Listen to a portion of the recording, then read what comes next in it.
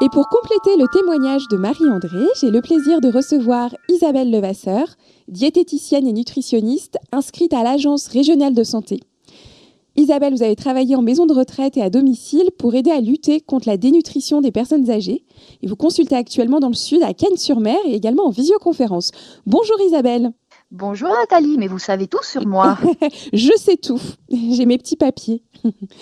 Alors Isabelle, dans le cas de la maman de Marie-André, est-ce qu'on peut parler ici de perte ou de prise de poids à votre avis ? Alors, Marie-Thérèse, donc la maman de Marie-André, est, d'après ce que l'on a appris par sa fille, est obèse, diabétique et souffre d'insuffisance respiratoire. On ne peut pas dire qu'il y ait une perte ni une prise de poids. On sait aujourd'hui, en tout cas, que son poids ne correspond pas à ce qu'elle devrait avoir puisqu'elle est obèse. Mais ça ne veut pas dire qu'elle est pour autant en bon état nutritionnel. On peut très bien être obèse et être en mauvais état nutritionnel et on peut souffrir de malnutrition. En plus, dans ce cas, on a une personne qui a 70 ans et qui est diabétique. Donc, dans le cas de Marie-Thérèse, on voit que les derniers temps, elle mangeait pas très bien, c'était pas très équilibré. Donc, on peut plutôt dire qu'on était sur une mauvaise nutrition, voire une malnutrition, puisque au vu de ce que j'ai entendu, il manquait quand même des vitamines naturelles, des fruits frais. Très bien, merci pour cette explication Isabelle. Et est-ce que vous pouvez, dans un second temps, nous expliquer les bases de l'équilibre alimentaire, tout en sachant que ce qui est bon pour une personne n'est pas forcément pour une autre ?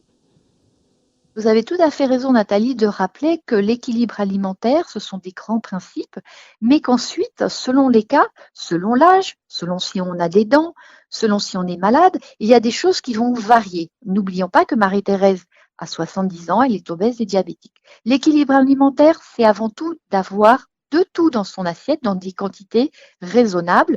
Donc, des fruits frais pour apporter des vitamines, mais aussi des fibres, des légumes crus et cuits qui vont apporter des fibres pour aider le transit. Bien sûr, donner une importance aux protéines animales parce qu'avec l'âge, on a une certaine fonte musculaire. Donc, protéines animales, je suis sûre que vous le savez, ce sont les œufs, le poisson, la viande, mais aussi on pense aux produits laitiers qui vont apporter du calcium. Donc, on pense à avoir au moins 2 à 3 produits laitiers sous forme de yaourt, de lait fermenté et de fromage. Les parts de viande et de poisson, ça peut être un peu le midi et un peu le soir. Et on complète bien sûr avec des féculents et des légumes secs le midi, le soir et un petit peu de pain le matin, sans oublier le bon gras important, du beurre plutôt cru et des huiles, des bonnes huiles végétales. Est-ce que, à partir de ça, vous pouvez peut-être nous rappeler l'importance de l'équilibre alimentaire qui est à appréhender non pas comme un régime, mais comme une alimentation à relier au plaisir, qu'il est important de se faire plaisir en mangeant. Alors, c'est tout à fait important et encore plus quand on vieillit ou quand on est fatigué ou quand on est malade.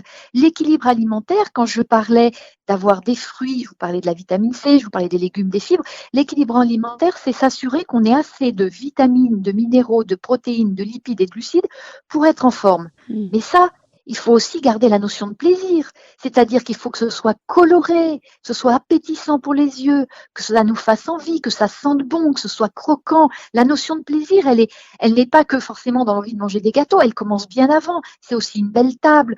Ça, c'est très, très important pour maintenir l'envie de manger, surtout quand on est seul, surtout quand on se sent isolé. Il est important de garder cette notion de plaisir le plus longtemps possible.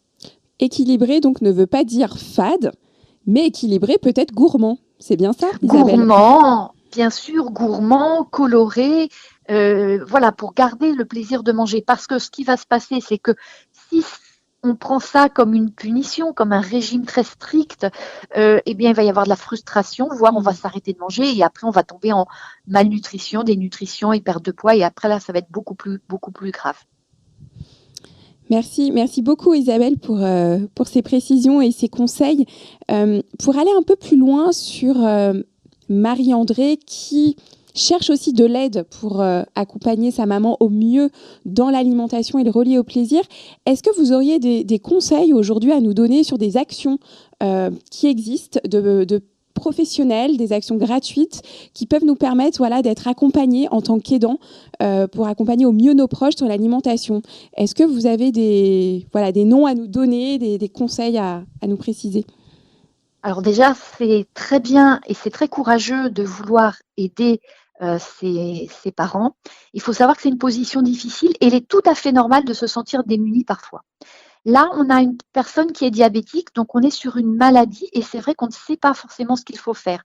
Il faut savoir, par exemple, Marie-André, que vous auriez pu aussi vous adresser à l'assurance maladie qui donne énormément de conseils et où pourquoi pas à l'Association française des diabétiques qui va organiser des conférences qui peuvent être en relation avec des diététiciennes spécialisées du diabète et qui sauront aussi gérer l'obésité, le diabète et la personne âgée.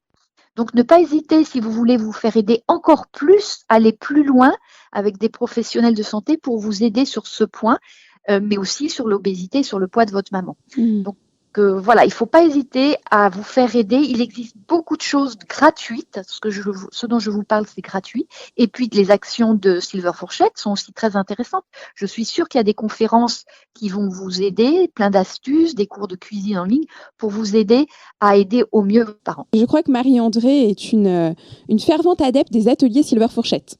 S'il y a des doutes ou si on a besoin de se faire aider, ce qui est tout à fait normal, il faut demander à son médecin. Et aller voir aussi parfois les associations de patients ou des groupes d'aidants pour voir s'il n'existe pas des choses gratuites dans la région avec sa mairie. Alors là, on a résolu, a priori, d'après ce que dit Marie-André, on a amélioré la situation du diabète de Marie-Thérèse.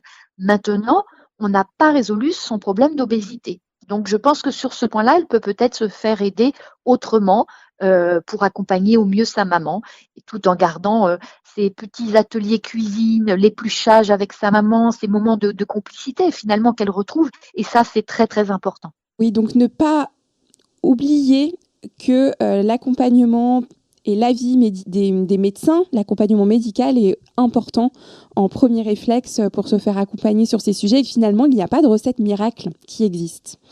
Non, il n'y a pas plus de recettes miracles qu'il y a d'aliments miracles. Les poudres de perlimpinpin, ça n'existe que dans les dessins animés. Et c'est vrai, quand on est aidant et qu'on est face à certaines maladies, eh bien, il ne faut pas hésiter à aller demander de l'aide. Déjà, regardez l'assurance maladie, demandez à votre médecin ou aux infirmières qui connaissent les réseaux qui peuvent vous aider gratuitement. Il y a beaucoup de choses qui sont prises en charge. Voilà, pour vraiment être sûr que vous ayez encore plus d'aide et que vous ne vous sentiez pas seul, parce que c'est vrai, quand on veut aider, parfois on se sent un petit peu démuni face à des maladies et face à des choses. En tout cas, prendre en compte et aider au mieux ses parents avec l'alimentation, c'est ce qui est le plus important, parce que manger, ça reste un plaisir, ça reste un lien d'échange, de discussion, et que tant que ce lien et ce plaisir de manger est là, eh bien, il y a de la vie, et pour moi, c'est le plus important. Complètement. Je pense que nous partageons tous chez Silver Fourchette et les personnes qui nous écoutent cette belle philosophie de relier l'alimentation au plaisir et bravo à Marie-André de l'avoir réintégrée, en tout cas avec son mari et avec sa maman Marie-Thérèse. Et il ne me reste plus qu'à vous remercier chaleureusement, Isabelle, pour votre avis d'experte, vos conseils et le temps que vous nous avez consacré pour cet épisode du podcast. Merci Nathalie et bravo Marie-André et bonjour à Marie-Thérèse. Merci beaucoup, à très bientôt Isabelle. Bonne journée, au revoir. Bonne journée, au revoir.